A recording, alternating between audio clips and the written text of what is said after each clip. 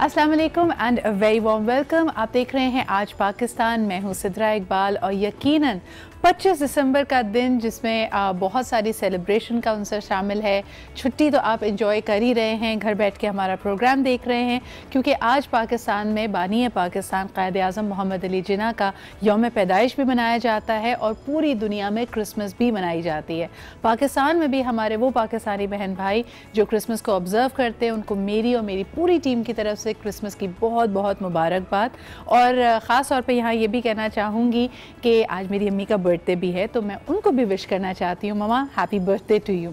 वैसे क्रिसमस वाले दिन या 25 दिसंबर पे हमने देखा कि बहुत सारे लोग खुशी का इजहार कर रहे होते हैं मुख्तलिफ वजूहात की वजह से, और ख़ास तौर पे पाकिस्तानियों के लिए आई थिंक ये दिन दोहरी खुशी लेके आता है। अगर हम अपने इर्द गिर्द देखें तो आपको एक सेलिब्रेशन की फ़िज़ा नज़र आएगी। कल भी मैं आपको यही बात कही थी, रोज़मेरी हमारे साथ थी कि कराची में और मुख्तलिफ शहरों में क्रिसमस बाज़ार भी लगाए गए हैं और गुडीज़ जो होती हैं वो एक अपने आप में एक फेस्टिव सीज़न लेके आती हैं। लेकिन सबसे बढ़कर ये कि हम अपनी ज़िंदगी में कोई ना कोई डायरेक्शन ज़रूर चाहते हैं, और ये डायरेक्शन आपको एक लीडर ही दे सकता है। अगर हम पाकिस्तान जो कि हमारे लिए एक नेमत है, हमारी अपनी सरज़मीन है, इसी का हवाला देखें तो बर्र-ए-सग़ीर के मुसलमानों के सामने बहुत सारी मुश्किलात थीं और उनको ये महसूस होने लगा था कि उनका हक़ राय दही, उनकी आज़ादी आने वाले वक्तों में सल्ब हो सकती है। क्योंकि यहाँ पे ये भी देखने में है जो कि फ़लसफ़ा पाकिस्तान में दो कौमी नज़रिया हमारी बेसिस है, हमारी बुनियाद है, हमारी फाउंडेशन है, और किसी भी एक इलाके में कौमियतों का साथ मिलकर रहना मुश्किल हो जाता है, ख़ुसूसन ऐसे हालात में जब वो एक अक़लियत हो और उनकी जो हक़ है, जो उनके हुकूक है, उनको सल्ब किया जा रहा हो।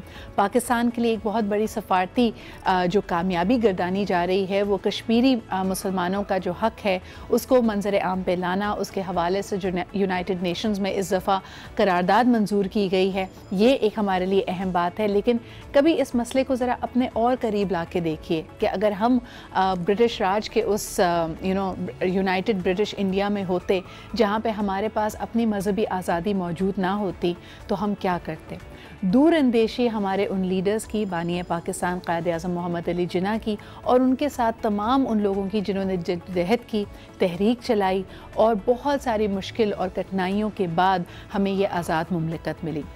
वैसे तो आपको अक्सर लोग ये कहते होंगे कि क़ायद-ए-आज़म मोहम्मद अली जिन्ना के हवाले से उनकी पर्सनालिटी इतनी ग्रेसफुल है, और ख़ास तौर पे उनका जो तज्ज़िया था, उनकी पॉलिटिकल अंडरस्टैंडिंग कि आप ना सिर्फ यूनाइटेड इंडिया में बल्कि जाती हुई ब्रिटिश हुकूमत से भी इतना फ़ाल तरीके से नेगोशिएट कर पाएँ और ना सिर्फ दुनिया का नक्शा बदलें बल्कि बहुत सारे लोगों की किस्मत ही बदल दी आपने। और हम इसके हवाले से जितना शुक्र अदा करें अल्लाह ताला का उतना कम है। आजकल अपने इर्द गिर्द अगर हम नज़र डालते हैं तो आपको बहुत सारे ऐसे मामलात नज़र आएंगे जहाँ हमें ये लीडरशिप क्राइसिस दिखाई दे रहा है।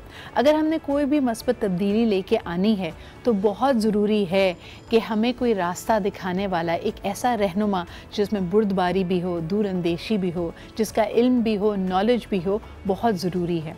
और यही वो क्वालिटीज़ थीं जिन्होंने क़ायद-ए-आज़म को क़ायद-ए-आज़म बनाया।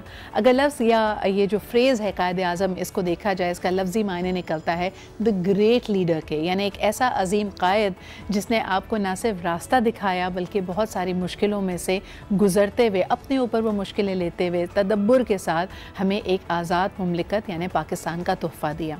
और आज हम इस तोहफ़े के साथ क्या कर रहे हैं, अक्सर ये बात यहाँ पे की जाती है कि जिन्ना का विज़न क्या था for this ideological state, Islamic Republic of Pakistan के लिए मोहम्मद अली जिन्ना का क्या ख्वाब था, किन उसूलों की बुनियाद पे हमें ये मुल्क मिला। आज उनकी यौम पैदाइश पे हमें एक दफ़ा फिर ये मौका मिलता है कि हम इस बात को दोहरा सकें, अपने कमिटमेंट को, अपने रिज़ॉल्व को। एक ऐसी रियासत जहाँ लोगों के पास मजहबी आज़ादी भी हो, टॉलरेंस भी हो, एक दूसरे को बर्दाश्त करना, एक दूसरे को साथ लेकर चलना, कोई भी तबका कमज़ोर ना हो, ख़वातीन के, अक़लियतों के, बच्चों के, तमाम लोगों के हुकूक उनके पास मौजूद हों। रियासत का और आवाम का एक ऐसा ताल्लुक़ हो जिसमें हर एक के पास अपना बेस्ट पोटेंशियल अचीव करने की आज़ादी मौजूद हो। ये था वो ख्वाब जो जिन्ना यानी मोहम्मद अली जिन्ना ने देखा। आज उन्हीं की ज़िंदगी के मुख्तलिफ़ अदवार के ऊपर, उनकी अपनी जर्नी के ऊपर, क्योंकि किसी भी चीज़ को पाने के लिए, किसी भी मंजिल को पाने के लिए बहुत सारी कुर्बानियाँ देनी पड़ती हैं। और क़ायद-ए-आज़म मोहम्मद अली जिन्ना के बारे में कहा जाता है, बिल्कुल बजा कहा जाता है कि उन्होंने अपनी पर्सनल लाइफ में बहुत ही ज़्यादा कुर्बानियाँ दी। उनकी वाहिद औलाद यानी उनकी बेटी रत्ती जिन्ना अपनी आखिरी सांस तक पाकिस्तान नहीं आई, लेकिन ये वो कुर्बानी थी जो क़ायद-ए-आज़म मोहम्मद अली जिन्ना ने आपके और हमारे लिए और हमारी आने वाली नस्लों के लिए दी। तो उनकी ज़िंदगी के मुख्तलिफ़ अदवार को, उनके पढ़ने लिखने के ज़माने को, उनकी वकालत के ज़माने को, उनकी पाकिस्तान के लिए तहरीक चलाने और जद्दोजहद के ज़माने को देखते हुए उस पर एक खुसूसी रिपोर्ट हमने तैयार की है। आइए आपको पहले वो दिखाते हैं। इससे बराह रास्त ये प्रोग्राम आप देख रहे हैं, बात कर रहे हैं क़ायद-ए-आज़म मोहम्मद अली जिन्ना की। और आज क्योंकि 25 दिसंबर है तो इसी मुनासबत से अगर हम देखते हैं पूरी दुनिया में क्रिसमस की जो तैयारियां होती हैं वो मेरे ख़्याल में उरूज पे थी। पिछले 2-3 हफ़्तों तक लाइट शोज़ हो रहे थे, घरों को सजाया जा रहा था। हमारे सेट पे भी आप एक क्रिसमस ट्री को देख सकते हैं। तो ये वो तमाम तैयारियां हैं जो हमने की हुई हैं, और ख़ास तौर पे पाकिस्तान में बसने वाले वो हमारे भाई और बहन जो क्रिसमस का मौका मना रहे हैं। कल हम जब रोज़मरी से बात कर रहे थे तो हमने यही कहा कि चाहे मंदिर ले लें, गुरुद्वारा ले लें, चर्चेस ले लें, जब भी दुआ के लिए हाथ उठते हैं सबसे पहली दुआ हमारी अपनी आज़ाद मुमलिकत यानी पाकिस्तान के लिए की जाती है। और कल की ये मनाजिर भी आपके सामने हैं। कल भी गिरजाघरों में जब खुसूसी दुआएं की गई, मैस हुआ, क्रिसमस कैरल्स पढ़े गए, गाए गए, उसमें भी हम देख सकते हैं कि पाकिस्तान के लिए खुसूसी दुआएं की गई कि अल्लाह ताला इसको अमन का, खुशहाली का गहवारा बना दे। लेकिन आपको ज़रा पूरी दुनिया में जो तैयारियां हैं वो भी दिखाते हैं। ख़ास तौर पे जिस तरह हमने देखा कि बड़ी बड़ी सेल्स लगी हुई थी, मॉल्स में आपको सांता क्लॉस नज़र आ रहा था। बच्चों की तो ऑफ कोर्स ईद ही होती है, बिकॉज उनके लिए तोहफ़े तोहाइफ का भी सिलसिला रहता है कि क्रिसमस बाज़ार्स भी लगे, बेकरीज़ ने स्पेशल केक्स बनाए और ये तोहफ़े तोहाइफ और केक्स को एक्सचेंज करने का सिलसिला जारी है। आज हम प्रोग्राम में आगे भी आपको इसी हवाले से बात करेंगे। घरों में क्या ख़ास पकवान बनते हैं, वो हमारे बहन और भाई जो क्रिश्चियन कम्यूनिटी से ताल्लुक़ रखते हैं उनका दिन आज का कैसा गुजरता है ये भी आपको बताएंगे। लेकिन चंद साल पहले एक बड़ी ही इंटरेस्टिंग परेड हुई। जैसा कि हम आपको बताते हैं कि अक्सर छोटे बच्चों के लिए जो चार्म होता है वो सांता क्लॉस का होता है, और सांता क्लॉस की सवारी नॉर्थ पोल से जनाब लेके आते हैं रेनडियर्स। लेकिन कराची में हमने एक अजब नज़ारा देखा 2 साल पहले, जब क्रिसमस के मौके पे सांता क्लॉस की कैप्स पहने उन्हीं की तरह ड्रेसअप हुए छोटे छोटे बच्चों ने और उनके वालिदैन ने और इस पूरी कम्यूनिटी ने एक ख़ास परेड निकाली। और इसमें रेनडियर्स तो नहीं थे, लेकिन हमारे क्लिफ्टन से आए हुए ऊँट शामिल थे। तो ये बहुत ही खूबसूरत नज़ारा था और इसकी कुछ झलकियाँ आप अभी अपनी स्क्रीन्स पे देख भी सकते हैं। आपको ये बताते चलें कि त्यौहार चाहे कोई भी हो, आपसी मोहब्बतें बढ़ाने का इससे बेहतर मौका नहीं हो सकता। अगर आप इस दिन को ना भी ऑब्ज़र्व करते हो तो जैसा हमारा दीन भी हमें सिखाता है कि दूसरों की खुशियों में शामिल हुइए, उनको भी ये आज़ादी दीजिए कि वो अपने मज़ाहिब के मुताबिक जो उनकी तकरीबात हैं उनको भरपूर अंदाज में मना सकें। इसी के साथ लेते हैं एक छोटा सा ब्रेक के बाद वापस आएंगे और अपनी गुफ्तगू को जारी रखेंगे। आज हमारे साथ यंगस्टर्स भी होंगे और हमारे साथ एनालिस्ट भी होंगे, हमारी बुज़ुर्ग जनरेशन भी होगी जो एक दफ़ा फिर दोहराएगी कि जिन्ना का ख्वाब पाकिस्तान के लिए क्या था and how close are we to the vision of Quaid-e-Azam. So stay with us, we'll take a short break and we'll be right back. Pakistan और यकीनन हम बात कर रहे हैं 25 दिसंबर की मुनासबत से क़ायद-ए-आज़म मोहम्मद अली जिन्ना का यौम पैदाइश। तो vision of Jinnah for Pakistan क्या था, इसको समझने के लिए आज हमारे पास एक ज़बरदस्त पैनल मौजूद है। एनालिस्ट हमारे साथ है, उनसे कुछ सवालात करना चाहेंगे। मेरा पहला सवाल यही होगा कि लोग जब कहते हैं कि इतनी जद्दोजहद, इतनी मेहनत के साथ हमने पाकिस्तान की तहरीक चली, सैकड़ों मुसलमानों ने इसमें कुर्बानियाँ दी, जानों का नजराना पेश किया, अपनी माल व दौलत, अपना घर सब कुछ छोड़ के पाकिस्तान हिजरत की, तो आपसे जानना चाहेंगे कि आपके नज़र में ये जो इतनी कुर्बानियों का सिलसिला रहा, आज के पाकिस्तान में जिस तरह की सूरत हाल हम देखते हैं, जहां बहुत सारे चैलेंजेस भी हैं, करप्शन का चैलेंज भी है, सिस्टम्स हमारे वीक है, क्या आप रिलेट कर पाते हैं कि वो जो ख्वाब क़ायद-ए-आज़म मोहम्मद अली जिन्ना का था, हम उससे करीब हैं या उससे बहुत दूर हैं? ये पाकिस्तान तो वो क़ायद-ए-आज़म का पाकिस्तान है ही नहीं। क़ायद-ए-आज़म का पाकिस्तान के 5 सूबे थे और उसका 5वां सूबा जो था, जो सबसे ज्यादा कसीरुल तादाद वहाँ पे लोग थे, उस सूबे का कोई जिक्र होता ही नहीं कि अब वो सूबा हमारे साथ नहीं रहा। और क्या वजूद थी जिनकी वजह से हमारे में अलहदगी हो गई और इतनी तलखी से अलहदगी हुई कि हजारों लोगों की जानें गई, इसमें लाखों। तो ये बातें करने वाली हैं ताकि पता लोग जो है तारीख से सबक सीखते हैं। हमने क्या सीखना है, हमें तो कोई तारीख बताता ही नहीं है। जो बुनियादी ख्वाब था कायद-ए-आज़म मोहम्मद अली जिन्ना का कि यहाँ पे आवाम की मर्ज़ी से हुकूमत बने और हुकूमत ख़त्म हो, वो ख्वाब अभी बहुत दूर है, उसकी तकमील अभी, उससे हम अभी बहुत दूर है। दूसरा, कायद-ए-आज़म मोहम्मद अली जिन्ना मजहबी रवादारी और आज़ादी का उन्होंने ख्वाब देखा था। पाकिस्तान में बदकिस्मती से इस वक्त हम मजहबी हवालों से भी और मसलकी हवालों से भी एक घुटन के शिकार हैं। फिर कायद-ए-आज़म मोहम्मद अली जिन्ना ने जो ख्वाब देखा था वो एक ऐसे मुल्क का था जो पूरी दुनिया के लिए एक रोल मॉडल हो आज़ादी इजहार के लिहाज से। और हम देख रहे हैं कि इस वक्त पाकिस्तान माजी के चंद सालों के मुकाबले में भी आज़ादी इजहार के हवाले से पीछे चला गया है। तो यकीनन मुश्किलात बहुत है, अभी उस ख्वाब की तकमील में मराहिल भी बहुत है, लेकिन बहरहाल हम ये उम्मीद कर सकते हैं कि हम माजी की गलतियों को दोहराएंगे नहीं बल्कि उनसे सबक लेंगे। और अगर हमारी क़यादत ने सियासी भी और अस्करी ने भी उन गलतियों को दोहराने की बजाय उनसे सबक लिया तो पाकिस्तानी कौम फिर इतनी रिजिलियंट है कि मेरे ख़्याल में हम कायद-ए-आज़म के ख्वाब को हकीकी मानों में शर्मिंदा ताबीर कर सकते हैं। आपसे मेरा दूसरा सवाल ये होगा कि बानी पाकिस्तान का जहां हम विज़न का जिक्र कर रहे हैं, हमारे लिए मशल-ए-रा उनकी तकारीर हैं, वो स्टेटमेंट्स हैं जिनकी वजह से हमें ये पता लगता रहता है कि उनका विज़न क्या था, वो कैसी एक आज़ाद रियासत को देखना चाहते थे। अगर हम कायद-ए-आज़म की तहरीक पाकिस्तान की जद्दोजहद पर नज़र डालते हैं तो हर वक्त और हर लम्हे उनकी हमशीरा यानी फ़ातिमा जिन्ना को उनके साथ पाया। उनकी तकारीर में भी ये हवाला दिया जाता है कि ख़वातीन को उनके बुनियादी हुकूक मिलने चाहिए और अगर पाकिस्तान ने तरक्की करनी है तो सिवाय इसके कि यही एक तरीका है कि ख़वातीन भी मेहनत करें, वो तालीम हासिल करें, अपने अपने शोबों में अपना कंट्रीब्यूशन करें। लेकिन आज भी हम देखते हैं कि पाकिस्तान की 52% आबादी ख़वातीन पर मुश्तमिल होने के बावजूद वो मौक़े, वो सपोर्ट और अभी तक हमारे माशरे के रवैये में वो मस्बत तब्दीली नहीं आई है जिसकी वजह से उनको वही इक्वल अपॉर्चुनिटीज़ मिल पाएँ। इसके लिए आप क्या समझते हैं कि क्या कुछ किया जा सकता है? ख़वातीन की तो यकीनन हालात जो हैं यहाँ पे ख़ास तौर पे देहातों पे उन पे बहुत सी मेहनत करने की ज़रूरत है। और ये आप जैसे जो ज़राए अबलाग है, इलेक्ट्रॉनिक, ये इनका काम है। आप अगर दिखाएंगे ऐसे ड्रामे जिसमें खातून जो है वो महरूमी का शिकार है, जिसके ऊपर जुल्म हो रहा है, तो फिर तो जाहिर है यही कुछ होएगा। अगर आप दिखाएं कि खातून जो है वो माशरे में फ़ाल है और जो कायद-ए-आज़म ने कहा था तहरीक पाकिस्तान औरतों ने ज़्यादातर चलाई, और जो खैबर पख्तूनख्वा का सूबा है वो तो पाकिस्तान का हिस्सा बना ही इसलिए कि औरतों ने घर घर जाके अपने मर्दों से कहा कि आपने रेफरेंडम में हिस्सा लेना है और पाकिस्तान के लिए वोट करना है। लेकिन इसका किसी को पता ही नहीं है, तारीख में जिक्र ही नहीं है। तो जब जिक्र नहीं होगा जिस चीज़ का तो लोगों को पता कैसे लगेगा?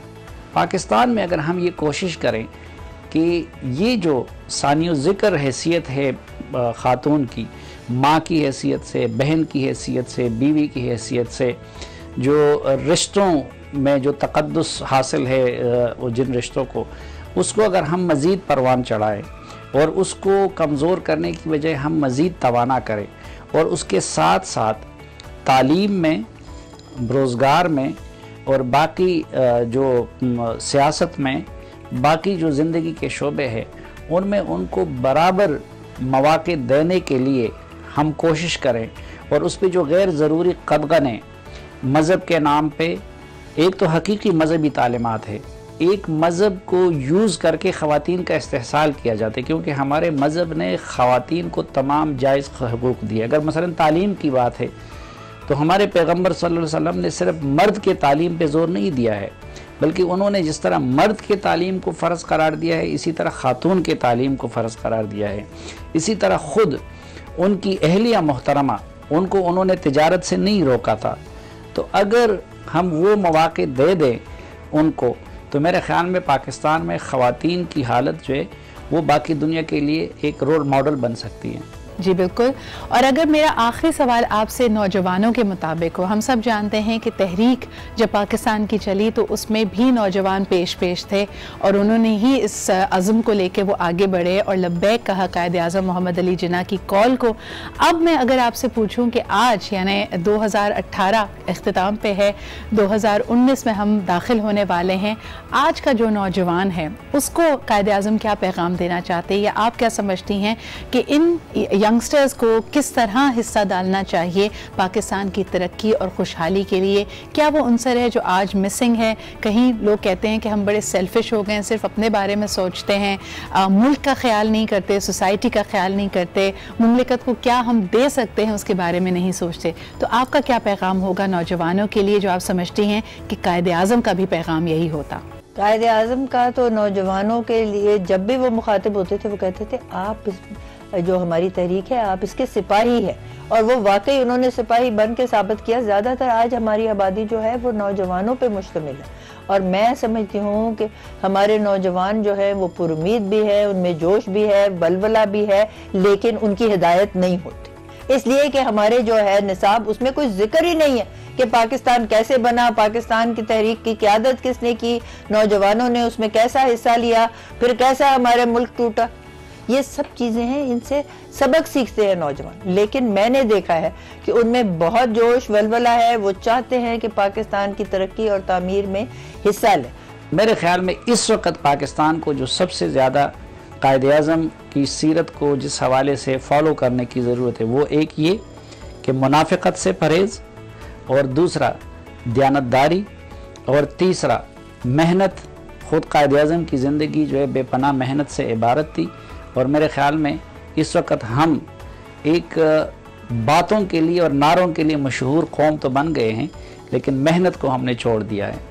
और ख़ास तौर पे इसी कसौटी पे परखा जाता है हमारे सियासतदानों को, लीडर्स को, कि जो ख्वाब मोहम्मद अली जिन्ना ने देखा था पाकिस्तान के लिए कि जैसा हमारी सोसाइटी होनी चाहिए, रियासत के जो उसूल होने चाहिए, रियासत और आवाम का जो रिश्ता होना चाहिए, क्या ये आज का, यानी जो अब हम इंशाल्लाह ताला 2019 में एंटर करने वाले हैं, 2019 का पाकिस्तान हमारे नौजवानों के पास, हमारी बहैसियत सोसाइटी, क्या हम उस विजन के करीब हैं या उससे दूर होते चले जा रहे हैं? आपसी इंतशार तो है ही, एक दूसरे को टॉलरेट नहीं कर पाते, लेकिन लोग ये भी कहते हैं कि जी ये जमहूरियत का हुस्न है, एक आपस में इख्तलाफात तो होंगे, लेकिन इन मामलात को सुलझाया कैसे जाए? क्या ये इक़दार जो जिसको एक नर्सरी ऑफ लीडरशिप कहा जाता था, स्कूल्स में, कॉलेजेस में हमने देखा कि स्टूडेंट पॉलिटिक्स पे पाबंदी लगी, उसके बाद ये नर्सरी एक तरह से ख़त्म हो गई, लेकिन फिर कुछ लोग आगे आए और एक यूथ पार्लियामेंट भी बनाई, which in itself was a unique idea कि पाकिस्तान में जमहूरी इक़दार को और आपसी डिस्कोर्स एंड डायलॉग की मेज़ पर आने को तरजीह दी जाए और उसको फ़रोग़ दिया जाए। तो आज मेरे साथ मेरे पैनल में मौजूद हैं ऐसे ही यंगस्टर्स जो पाकिस्तान यूथ पार्लियामेंट को रिप्रेजेंट कर रहे हैं, और पाकिस्तान यूथ पार्लियामेंट के बानी ऑफ कोर्स हमारे कुलीग एट द आज न्यूज़ नेटवर्क जनाब रिजवान जाफर भी हमारे साथ मौजूद हैं। अस्सलाम वालेकुम रिजवान। वालेकुम सलाम। सबसे पहले मैं आपके पैनल का भी यहाँ पे इंट्रोडक्शन कराती चलो। हमारे साथ मौजूद हैं secretary of health federal cabinet youth parliament Fiza Qamar, बहुत बहुत शुक्रिया फ़िज़ा मौजूद होने का। आपके साथ तशरीफ़ रखते हैं the president of the Sindh cabinet youth parliament Yamin Arain, बहुत बहुत शुक्रिया आपके भी होने का, and the spokesperson of the youth parliament Huba Naseem, thank you for being here. आप लोग काफ़ी कलर कोऑर्डिनेटेड, काफ़ी यूनिफॉर्म लग रहे हैं, बड़ा अच्छा लग रहा है आपको देख के। सबसे पहले 25 दिसंबर के मुनासबत से Rizwan, you keep interacting with young people, बार बार ये सवाल किया जाता है कि जी विजन ऑफ जिन्ना क्या था पाकिस्तान के लिए, और हम उससे करीब हैं या उससे बहुत दूर हैं? आपने जितना इंटरेक्ट किया यंगस्टर्स के साथ और उनको एक प्लेटफॉर्म भी दिया एज यूथ पार्लियामेंटेरियंस, क्या पाया, क्या देखा, उनकी क्या ख्वाब हैं, एम्बिशंस क्या हैं? नौजवानों के तो ख्वाब बड़े ज़बरदस्त होते हैं, और मुझे कभी कभी महसूस होता है कि जब मैं सीनियर पॉलिटिशियन से मिलता हूँ और वो जब अपनी बात करते हैं कि जब हम किसी तलबा तंजीम में थे या हमने स्टूडेंट पॉलिटिक्स की तो हमारा क्या ख्वाब था, हमारा क्या विजन था, तो वो भी कुछ शायद वैसे ही थे कि जैसे कि आज के नौजवान के। लेकिन प्रॉब्लम क्या है कि जब वो सिस्टम में आए तो उन्होंने उसको कैरी किया या नहीं किया, या वो अपनी स्टूडेंट लाइफ में जिन चीज़ों पर तकारीर करते थे या कायद-ए-आज़म की मिसालें देते थे, कायद-ए-आज़म ऐसे थे, उनकी गवर्नेंस इस तरह से थी, मोरिसी सियासत के वो ख़िलाफ़ थे, जो है वो मेरिट को तरजीह देते थे, इदारों को की खुद मुख्तारी चाहते थे, ये सारी बातें लोग करते रहे। लेकिन क्या वजह है कि जब वो खुद दूसरी तरफ आते हैं तो उसको कंटिन्यू नहीं कर पाते। तो हमारा जो सबसे बड़ा ऑब्जेक्टिव है यूथ पार्लियामेंट का वो यही है कि आज आप जिन चीज़ों पर तनकीद कर रहे हैं या जो चीज़ें आपको पाकिस्तान में ठीक नहीं लग रही, तो जब आप खुद उस जगह पे पहुंचे तो कम से कम आप उनको बेहतर करें। बिल्कुल। अच्छा फ़िज़ा, अभी थोड़ी देर पहले हमने सीनियर से भी यही सवाल किया था कि जब हम जद्दोजहद और पाकिस्तान की तहरीक पे नज़र डालते हैं, ख़वातीन शाना बशाना थी, जिसमें बेगम राना लियाकत का नाम लिया जाता है, कायद आज़म की हमशीरा फ़ातिमा जिन्ना का नाम लिया जाता है, लेकिन वही public space despite the fact कि पाकिस्तान में पार्लियामेंट में 33% जो रिप्रेजेंटेशन होनी चाहिए वो ख़वातीन की होनी चाहिए, हम उस पब्लिक स्पेस में कम से कम ख़वातीन को आता हुआ देख रहे हैं। बहुत सारे खदशात हैं, सिर्फ अगर किसी का ताल्लुक सियासी फैमिली से होता है तो वो आती है। इसमें आप क्या सबसे बड़ी रुकावट देखती हैं? मेरे ख़्याल में जो ख़वातीन हैं, हमें स्टूडेंट्स के उस पर देखा जाए अगर लेवल पे, तो हम इंस्टीट्यूट्स में भी यही देखने को मिलता है कि ख़वातीन का ratio as compare to male का रेशो ज़्यादा होता है। लेकिन जब हम देखते हैं प्रोफेशनल लाइफ में तो हमें नज़र आता है कि मेल का रेशो फ़ीमेल के रेशो से ज़्यादा हो जाता है। तो ऐसी क्या वजह है कि फ़ीमेल स्टूडेंट्स ज़्यादा हैं लेकिन प्रोफेशनल्स में जो है मेल ज़्यादा है?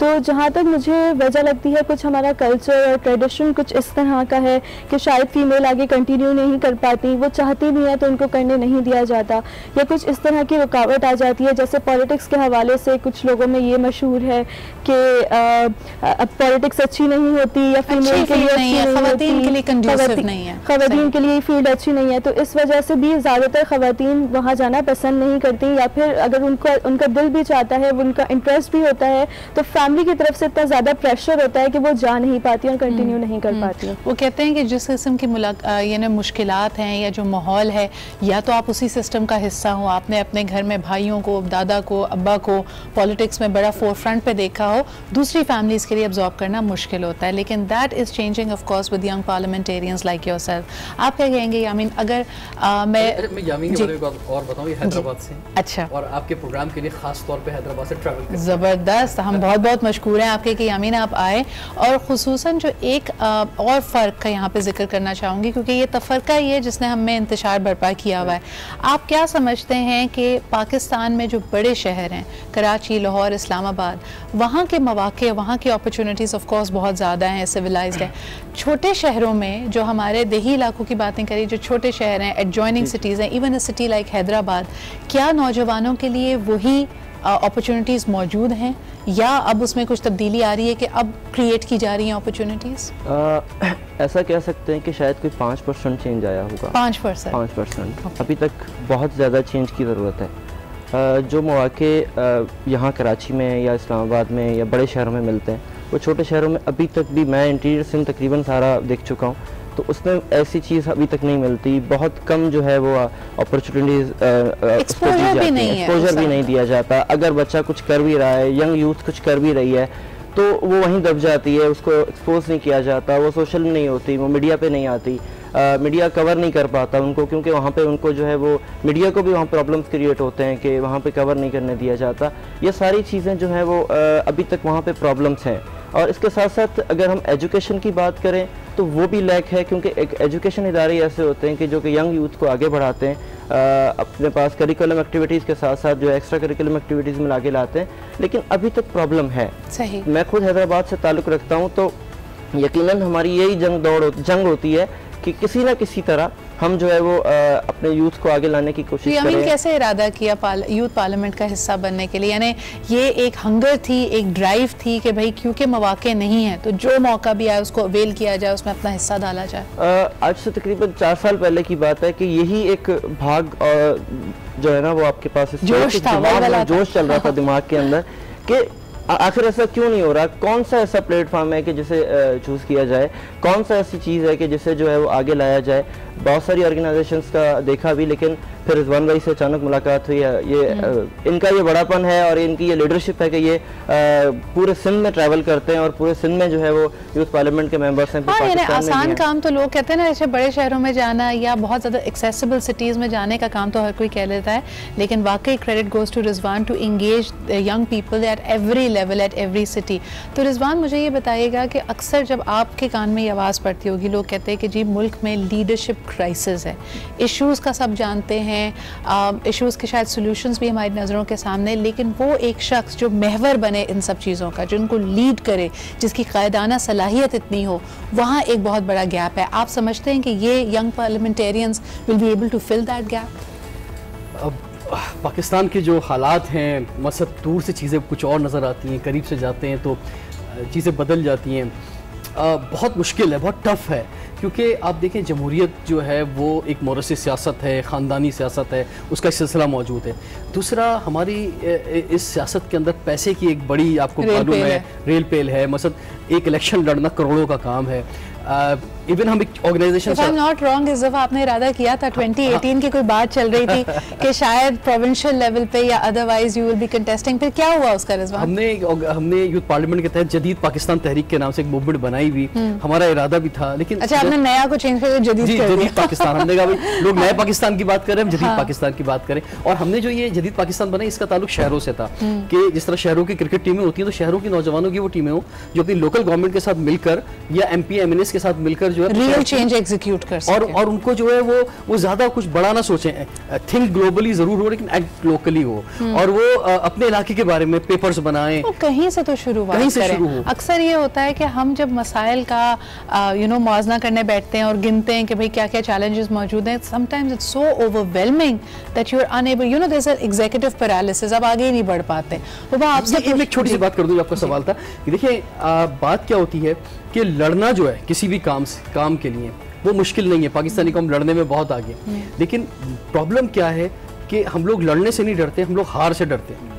हम लोग ये सोचते हैं कि गलती से भी डरते हैं कि कहीं गलती ना हो जाए, कोई गलती ना हो जाए, या हार से हम डरते हैं, तो इसलिए मैदान में नहीं कूदते हैं। तो लड़ना जो है वो इतना आसान नहीं है, उसके लिए सबसे इंपॉर्टेंट चीज़ जो चाहिए वो कुर्बानी चाहिए। बिल्कुल, कि क्या आप कुर्बानी देने के लिए तैयार हैं? जैसे हम थोड़ी देर पहले बात कर रहे थे कि कायदे आज़म मोहम्मद अली जिन्ना ने अपनी पर्सनल लाइफ कुर्बान की, अपनी हेल्थ की सैक्रिफाइस की, क्योंकि जब आपके पास जुनून होता है तो आप ख़त्म नहीं कर पाते। हुबा, मुझे एक ब्रेक पे बढ़ना पड़ रहा है, लेकिन ब्रेक से वापस आके आपसे ज़रूर पूछूंगी कि कायदे आज़म की ज़िंदगी से अगर हमें कोई सबक मिलता है तो वो उसूल मिलते हैं, प्रिंसिपल्स मिलते हैं, एक कायद का डिसिप्लिन नज़र आता है।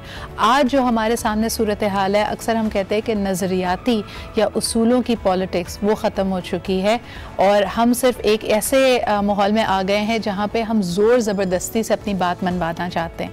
कायदे आज़म मोहम्मद अली जिन्ना के बारे में कहा जाता था कि जब वो स्पीच करते थे, शुरू में वो स्पीच अंग्रेज़ी में किया करते थे, और उस मजमे में लोगों को शायद वो ज़बान भी समझ नहीं आती थी, लेकिन वो बॉडी लैंग्वेज, वो स्पार्क ऐसा था कि लोग उनके गिरविदा हुए बगैर नहीं रह सकते थे और अपने लीडर की आवाज़ पे लब्बैक कहते थे। ये क्वालिटी आज क्यों मिसिंग है? इसको तकरीर करते हुए, बात करते हुए सुनती हो, एज ए यंग पर्सन क्या उनकी बात दिल पे असर करती है, और जो उसूलों का कॉम्प्रोमाइज़ है उस पर आपका क्या पर्सपेक्टिव है? बिल्कुल, सबसे पहले मैं कायदे आज़म के बारे में, क्योंकि कायदे आज़म की बात चल रही है, तो मैं ये कहना चाहूँगी कि पहुँचा गया जो मंजिल मकसूद तक हमें मीर काफ़िला था मोहम्मद अली जिन्ना। उसके अलावा अगर देखा जाए कायदे आज़म की ज़िंदगी से अगर हमें कुछ सीखने को मिलता है तो वाकई ईमान, इत्तेहाद, तंजीम और यकीन मुहक्कम, जिसका उन्होंने दर्स दिया और नौजवान नस्ल को भी दर्स दिया।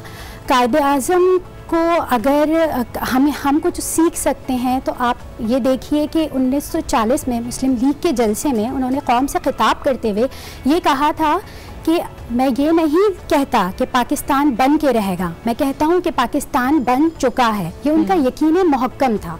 इस कदर यकीन आजकल हमारी कौम में, हमारे नौजवानों में यकीन की बहुत कमी है। अगर हम ये देखें, अगर एतमाद और साबित कदमी, यानी अगर आप किसी मंजिल की तरफ रवा दवा हैं, मुश्किलात तो आएंगी, लोग पीछे भी करेंगे आपको। अक्सर हुआ हम यंगस्टर से जब बात करते हैं तो वो कहते हैं जी बड़ी ऑफिस पॉलिटिक्स है, फलाना शख्स मेरे खिलाफ काम कर रहा है, मुझे आगे नहीं बढ़ने देते।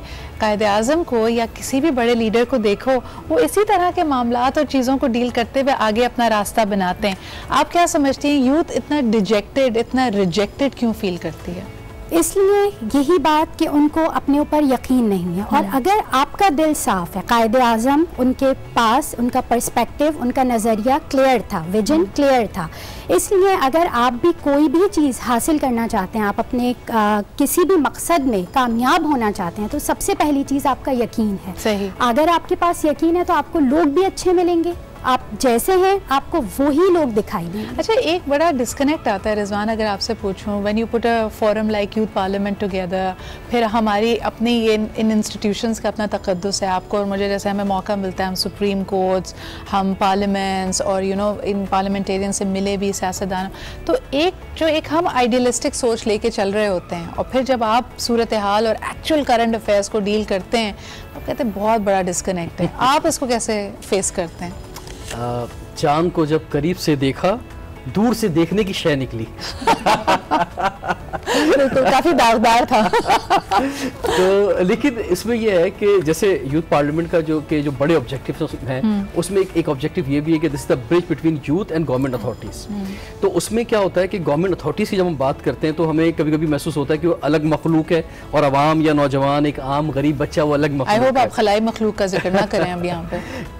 तो हमने एक ब्रिज का रोल अदा किया। उसमें पिछले 13-14 सालों में ये महसूस हुआ कि हम जो तनकीद करते रहते हैं, देखें ना, डिबेट्स होते हैं, जलसे होते हैं, उसमें सबसे अच्छा मशगला यही है कि जनाब दूसरे को बुरा कह दो, हैं? उसमें कहीं कुछ बेहतर लोग भी मौजूद हैं। अगर 10 लोग हैं तो 4 या 5 उसमें कहीं ऐसे भी लोग होंगे जो शायद आपको ढूंढ रहे होते हैं, आप उन तक नहीं पहुंचे होते, और लाइक माइंडेड लोग फिर एक साथ जुड़ ही जाते हैं। लेकिन सवाल यहाँ पे ये पैदा होता है, अगर फिजा मैं आपको इसमें एंगेज करूँ, कि अभी हम थोड़ी देर पहले जब सीनियर्स से बात कर रहे थे, अपने एनालिस्ट से, तो उन्होंने कहा कि जी हम तो वो जनरेशन है कि एक खुमार, एक सहर कायद आज़म की पर्सनालिटी का हमारे यहाँ सीना बसीना मुंतकिल हुआ, या अगर कुछ ज़्यादा एज के लोग हैं उन्होंने अपने बचपन में उनको देखा भी और एक धाक उनके दिल में बैठ गई। फर्स्ट जनरेशन जो पाकिस्तान बनने के बाद थी, अब वो सीनियर्स इतने हो चुके हैं कि हम उनको हम खो रहे हैं उस जनरेशन को।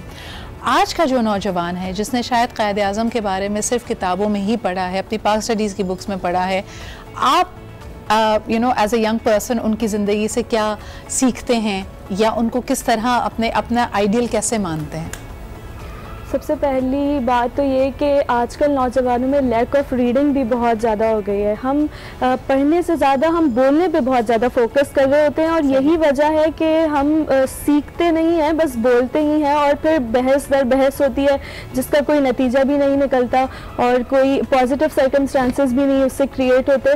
और सबसे एक और चीज़ जो नेगेटिविटी क्रिएट करती है कि जब हम नौजवान आपस में बैठते हैं तो हम एक दूसरे से कंपटीशन करते हैं, बजाय अपनी ही ज़ात से अगर हम कंपटीशन करने लग जाएं और पॉजिटिविटी लोगों में देखने लग जाएं तो मामला थोड़े बेहतर हो सकते हैं।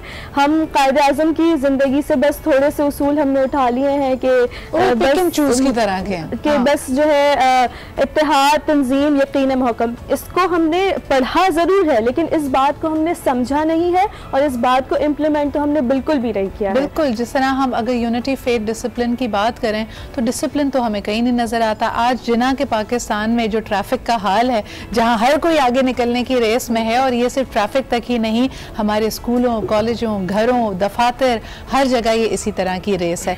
लेकिन एक फिजा ने क्योंकि बात की, तो जैसे मैं इनके बारे में कहूँगा कि यंग मतलब डॉक्टर भी बनने वाली हैं ये, लेकिन उसके साथ साथ ये कि डिबेटर भी हैं। तो यूथ पार्लियामेंट में मोर देन 100 डिबेटर्स हैं, और इनको इस प्लेटफॉर्म के ज़रिए अपॉर्चुनिटी मिली है कि जैसे हमारी vote taking ceremony governor houses में होती है, या मुख्तलिफ फेडरल या प्रोविंशियल मिनिस्टर्स आते हैं, तो वो भी एक बड़ा एक्सपीरियंस होता है कि जब ये वहाँ पे स्पीचेस करते हैं उनके सामने। और हमारी स्पीचेस वो रिवायती नहीं होती कि जिस तरह बस वो एक जनाब एक पेपर पे याद कर ली, मतलब हम एक प्रॉपर अंदाज जो है मतलब हम चाहते हैं कि माशरे की सही आवाज़ बने की तकरीर। बिल्कुल, और बल्कि यही बात हम यहाँ पे आज करना भी चाहते थे, क्योंकि यूजुअली जो तकारीरी मुकाबले होते हैं उसमें लोग समझते हैं कि जी यंगस्टर्स ने किसी से स्पीच लिखवा ली होगी, कहीं से 2-3 किताबों से पढ़ा होगा और एक अच्छा सा मजमून लेके वो आ गए हैं जिसको सिर्फ वो पढ़ कर सुना रहे हैं। तो हमने इसी रविश को आगे बढ़ाते हुए और इन्हीं यंग डिबेटर्स को, पार्लियामेंटेरियंस को इनकरेज करने के लिए आज इनको दावत दी हमारे प्रोग्राम में,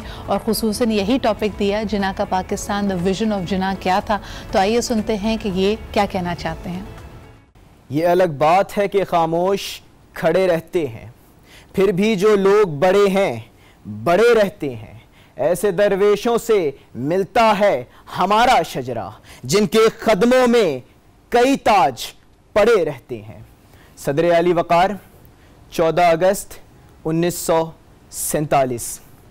माड़ीपुर बेस के गिर्द अकीदतमंदों का एक हुजूम है। जहाज जमीन पर उतरता है, दरवाजा खुलता है, सफेद शेरवानी में मलबूस, लंबा कद, पुरवकार शख्सियत मेरे कायद मोहम्मद अली जिना हैं। अली वकार वो आते हैं, तमाम हुजूम नारे लगाता है, पाकिस्तान जिंदाबाद, हमारे रहनुमा कायद आजम। अली वकार इस पुरजशन मौके पर कायद आजम के चेहरे पर बस एक मुस्कान और आंखें नम हैं कि पाकिस्तान तो कायम हो गया, लेकिन पाकिस्तान तो कायम हो गया, वो मुल्क, वो कौम कि जो कई बरस से गुलाम इब्ने गुलाम बनी हुई थी, आज आजादी की फिजाओं में झूम तो रही है, लेकिन वो 20 लाख से जायद शोहदा को कैसे बुलाया जा सकता है सदर अली वकार कि जनाब सदर अगर रहनुमा हो तो जिना जैसा कि जो अपना तन मन धन बेचकर पाकिस्तान की आहो बका के लिए काम करे, अगर रहनुमा हो तो जिना जैसा कि जो अपना मर्ज छुपाकर उस मिल्लत इस्लामी के लिए अपने आप को वक्फ कर दे, अगर रहनुमा हो तो जिना जैसा कि जो अपनी ऐशो इशरत की जिंदगी को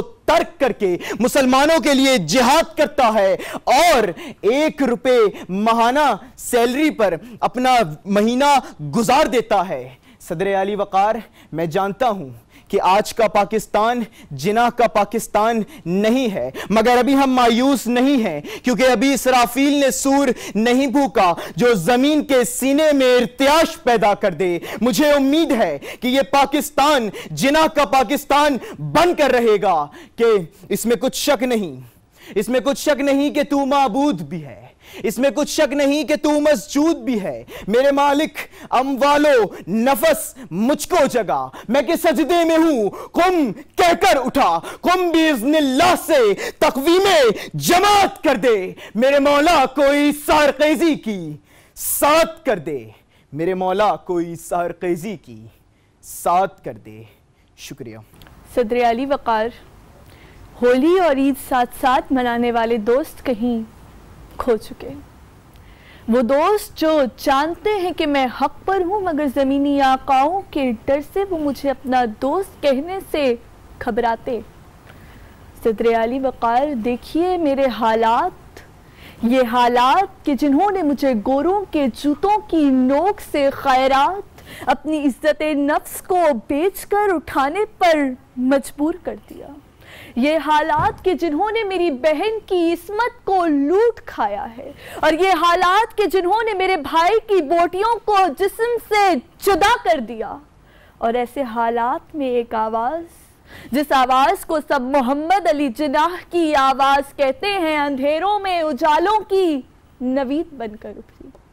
वो आवाज़ कि जिसने मुसलमानों को ख्वाबे गफलत से चौंकाया, तो वो चमकती हुई बिजलियों की मानिंद अपने हक को तलाशने हर सू फैल गए। वो आवाज कि जिस पर दलेरी के मुजस्समों ने अपने जिस्मों को कटा दिया, घरों को लुटा दिया और अपने प्यारों का खून ख्वाबे चमन पर बहा दिया। वो आवाज कि जिसने अपनी जात को फना करके हमारे लिए मर्तबे खरीदे, और वो आवाज कि जिसकी एक आवाज पे हर एक इंसान ने लब्बैक कहा, और वो आवाज कि जिसे तारीख में अगर किसी ने खरीदना चाहा तो वो चिल्ला उठा कि मेरे हुजरे में नहीं और कहीं पर रख दो, अरे तुम आसमां लाए हो, ले आओ और जमीन पे रख दो। सदर अली वकार, आज भी दम दम चलती हवाएं और पल पल बहते दरिया पुकार रहे हैं।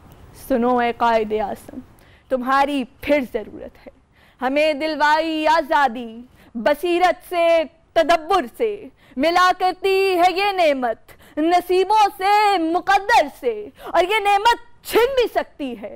रवैये जब बदलते हैं तुम्हारी फिर जरूरत है, यहाँ हालात ऐसे हैं। सुनो ए कायद आज़म, तुम्हारी फिर जरूरत है। हर सिमत मुसलमान पे छाई थी तबाही, घर अपना था और गैरों के हाथों में थी शाही। ऐसे में निकला दीन मोहम्मद का सिपाही और नाराए तकबीर से दी उसने गवाही। है मिल्लत का पासबां मोहम्मद अली जिना। 1945 का तपता हुआ दिन अलीगढ़ का मैदान है। इस मैदान में ऑल इंडिया मुस्लिम लीग की जानिब से एक जलसा मुनक्कद किया गया है। इस जलसे को देखने लाखों लाख की तादाद में मजदूर, हारी, किसान और बच्चे आए हैं। एक शख्स की तकरीर का इंतजार कर रहे हैं। स्टेज पर चंद रहनुमा बैठे हैं, एक शख्स की तकरीर का इंतजार कर रहे हैं। वो शख्स आता है, लंबा कद, ऊंची टोपी, काली शेरवानी, उठकर देहाती कहता है कि ये क्या बोल रहा है। नौजवान कहते हैं ये मत पूछ कि ये क्या बोल रहा है, ये जो बोल रहा है सही बोल रहा है, ये जो बोल रहा है सही बोल रहा है। कायदे आज़म जैसा रहनुमा इस दुनिया ने दोबारा नहीं देखा। आओ मैं बताता हूं क्या है कायदे आज़म। जहां इस मुल्क में हुक्मरान सब कुछ लूट जाने पर कायल हो, वहां एक स्पीचेस होती हैं। अब इसमें किताब की तरफ बहुत अच्छी उन्होंने बात की थी फिजा ने कि किताब की तरफ जाना बहुत ज़्यादा ज़रूरी है, पढ़ना बहुत ज़्यादा ज़रूरी है। वो राइटर्स नहीं कि जो पाकिस्तान के राइटर्स हैं, पाकिस्तान से बाहर भी जो हैं जो राइटर्स हैं उनको पढ़ना ज़रूरी है। न्यूट्रल राइटर्स जो हैं, हम तो शायद मोहब्बत और अकीदत में बहुत कुछ लिख देते हैं, लेकिन न्यूट्रल राइटर्स हैं उनको भी पढ़ना ज़रूरी है। तो आप जो है कायद-ए-आज़म के बारे में ज़्यादा नॉलेज हो, और जब आपको नॉलेज होगी और उनकी ज़िंदगी से जो आप बेहतर तौर पे सामने ला सकेंगे उसको फिर उजागर करें। मीडिया पे भी आए, तालीमी इदारों का बड़ा इंपॉर्टेंट रोल है, क्योंकि बहुत ज़रूरी होता है कि सामने हीरोज़ हों। अगर किसी कौम के पास हीरो नहीं होता तो फिर वो अपनी मंजिल से कहीं भटक जाती है। यानी आज भी हम इसी डिबेट में पड़े रहते हैं कि एक अच्छा पाकिस्तानी कौन है। हमारे ही दरमियान पहले हम उस ऐसे हर शख्स को बुरा समझते हैं जिसको बाहर से कोई इनाम से नवाजा गया हो। अगर इंटरनेशनली किसी को रिकग्निशन मिल जाती है तो शुरू में हम थोड़े खुश होते हैं, फिर उसके बाद हमें वो बुरा लगने लगता है और हम समझते हैं कि शायद उसने असर रसूख इस्तेमाल किया है। इसी तरह जो आपके मुल्क के सरमायाकार हैं, आपको वो बुरे लगते हैं, आप समझते हैं कि शायद वो काबिज हो गए हैं बहुत सारे वसाइल के ऊपर। सवाल ये पैदा होता है कि अगर आपने किसी को सराहना है तो वो कौन शख्स होगा, उसकी कैसी अचीवमेंट्स होंगी, उसकी कौन सी कैरेक्टरिस्टिक्स होंगी जिसकी बुनियाद पे आप उसको इज़्ज़त और एहतराम देंगे। हम तो ऐसा लगता है कि किसी को भी बुरा भला कहने में एक रेस में लगे हुए हैं, और जैसा कि रिजवान ने बिल्कुल सही कहा कि कुछ दिन हमने बांट दिए हैं जिसमें हम रिवायती रस्मी बातें करके आगे बढ़ जाते हैं। लेकिन उम्मीद यही है कि आज जो ये नौजवान यहाँ पर मौजूद हैं, इनको देख के, इनकी बातें सुन के हमें हौसला मिलता है कि यकीनन कायदे आज़म से मोहब्बत और कायदे आज़म का विजन हमारे दरमियान मौजूद है, जिंदा है, और हम उसके लिए जद्दोजहद करते रहेंगे। इसी के साथ रिजवान और आप तमाम लोगों का, फिजा, यामीन एंड हुबा, बहुत बहुत शुक्रिया यहाँ मौजूद होने का। ब्रेक की तरफ बढ़ते हैं जी। ब्रेक के बाद वापस आएंगे और जिस तरह के हमने पहले कहा कि आज ही डबल सेलिब्रेशन का वक्त है, तो क्रिसमस हमारे ही बहन भाई जो पाकिस्तान में मस्जिद हो, मंदिर हो, गुरुद्वारा हो, गिरजाघर हो, हर जगह जब अल्लाह ताला से दुआ की जाती है तो सबसे पहले पाकिस्तान के हवाले से दुआ करते हैं, राइट? अलिसिया, आप क्या कहेंगे, what are the traditions in your family? आज हमने भी देखें खूबसूरत सा क्रिसमस ट्री यहाँ पे रखा है। Do you participate in the celebrations? खुद उसको of course, yeah, I mean all three brothers and sisters of us, we decorate the Christmas tree और हम लोग न्योरीज वगैरह बनाते हैं।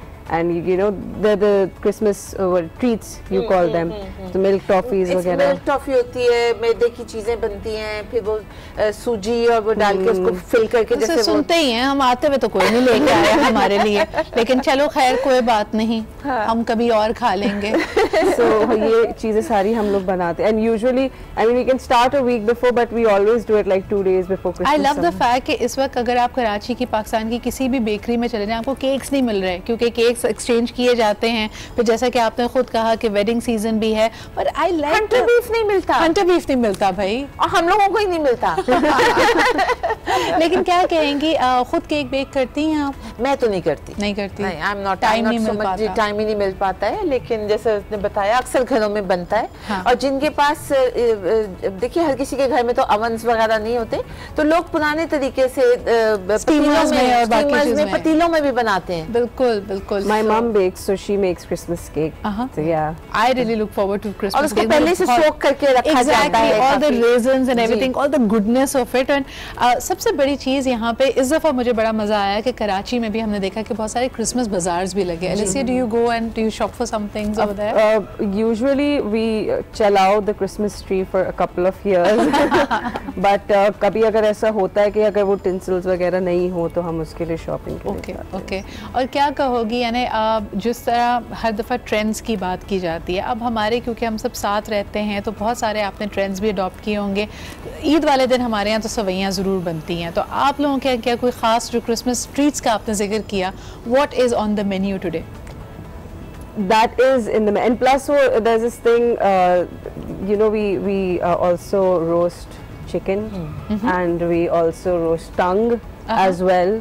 Homemade tongue, not the shop. Turkey होती है, अगर अवेलेबल हो और आपने सही वक्त पे ऑर्डर कर दी हो तो you can order Turkey also. Young लोग घर में भी बनाते हैं टर्की, रोस्ट बीफ होता है इस तरह से। आप कहेंगे एंजी जिस तरह अक्सर लोगों को बाहर तो वाइट क्रिसमस का इंतजार होता है, अब कराची में तो हम winters is also a joke, तो कभी आपका इत्तेफाक हुआ कि आप पाकिस्तान से बाहर या नॉर्दर्न एरियाज में you celebrated a white Christmas? Yes, not in the northern areas but Pakistan से बाहर कनाडा में बहुत दफ़ा। लेकिन मैं आपको एक चीज़ बताऊं, जो अपने मुल्क की, अपने घर की बात होती है, अपने लोगों में जो मज़ा आता है सेलिब्रेशन का, चाहे वाइट क्रिसमस हो या कुछ भी हो। लंदन तक में मैंने I am sure she is travelled also, लेकिन जो बात अपने मुल्क के कराची में या पाकिस्तान में जो क्रिसमस की बात है अपनों के साथ, वो नहीं होती। वो बिल्कुल, और उसका हमने सुबह सुबह अपने नाज़रीन को एक फ्लेवर भी दिया। आई डोंट नो कि आपकी नज़र से गुजरा या नहीं, 2 साल पहले जिस तरह हम कहते हैं कि सांता क्लॉज की सवारी आती है रेनडियर्स पे, अब रेनडियर्स तो हमारे पास थे नहीं, लेकिन 2 साल पहले 2016 की जो क्रिसमस हुई उसके अंदर एक कैमल परेड निकली थी and the young kids were dressed as Santa. It was the cutest sight ever, और मेरे ख्याल में कराची की और मेरे ख्याल में पूरे पाकिस्तान की भी ये खूबसूरती है कि the way we celebrate diversity. Alicia, आप क्या कहोगी, किस एज तक तुम्हें बिल्कुल यकीन था कि सांता क्लॉज होता है? I think I knew it from the beginning that he doesn't exist. No, seriously. कोई मासूमियत नहीं है आजकल के बच्चों में। Of course हम लोग वो excited होते थे schools में जब Santa Claus gift वगैरह, मतलब I knew that it wasn't real. तो but I know a lot of kids who believe in tooth fairies and Santa Claus अभी भी। Yes. तो my daughter she believes in tooth अच्छा, बच्चा budget बिल्कुल out होता है इस वक्त, क्योंकि जाहिर सी बात है तोहफे तोहफे देने पड़ते हैं। ईद पे जैसे ईदी वॉलेट को ब्लीड कर देती है, आपका भी यही हाल होगा? बिल्कुल बिल्कुल। अब फिर होता ये है कि चूंकि त्यौहार है तो आप चाहते हो कि जी, अक्सर लोग चाहते हैं कि रंगो रोगन भी हो जाए, पेंट हो रहा होता है घर में, नई चीज़ें आ रही होती हैं, बेड शीट्स, बेड कवर्स होते हैं, फिर टेबल क्लॉथ्स वगैरह क्रिसमस के खास होते हैं, तो वो बाज़ दफ़ा होता है स्टेन हो गया तो इस दफ़ा नया ले लें, तो ये सारी चीज़ें भी ऐड ऑन कर जाती हैं। एब्सोल्युटली। और जो हमने जिस तरह देखा कि थ्रू आउट बात ये की जाती है कि एक का भाईचारा, अभी हाल ही में आपने देखा कि करतारपुर कॉरिडोर भी खुला। Do you feel that Christmas over the years in Pakistan has changed in any way? Yes, definitely it has. बीच में तो बिल्कुल थोड़ा सा दब के रह गया था, लेकिन अब दोबारा से लोगों ने सेलिब्रेशंस करना शुरू कर दिए हैं। इंटरफेथ हार्मनी बहुत हो गई है। जैसे हमारे यहाँ ये होता है कि चर्च में जो दूसरे मज़हब के लोग हैं, जो उनके जैसे मौलाना साहब हैं या हिंदू पंडित्स हैं या they all come together, they all come for the mass also। वो आके ज़रूर अपनी प्रेजेंस दिखाते हैं कि हम सब पाकिस्तानी हैं, हम सब, हमारा जो फेथ है सबका अपनी अपनी जगह है, लेकिन being a nation we are all together and we all support and respect each other।